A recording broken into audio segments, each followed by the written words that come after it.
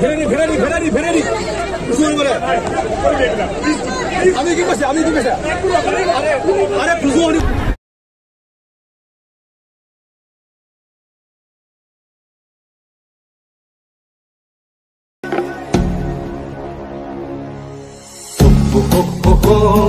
jirpuke doan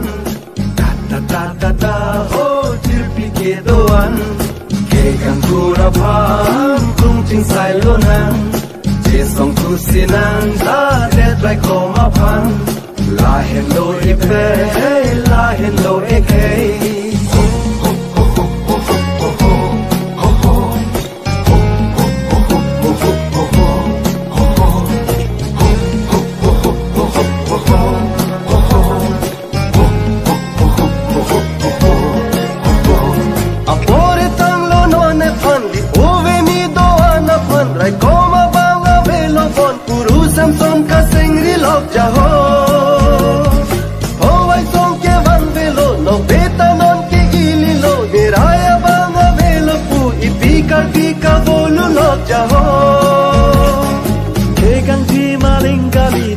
से तेला मिरते जी अभाई की तुम लखा दो दे जाओ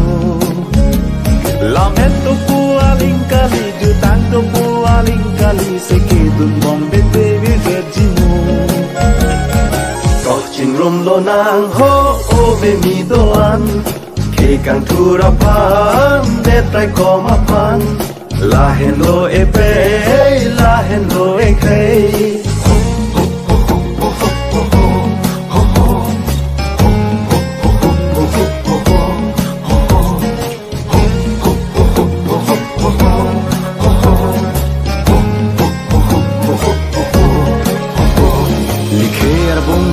krong do an the vin the wa mong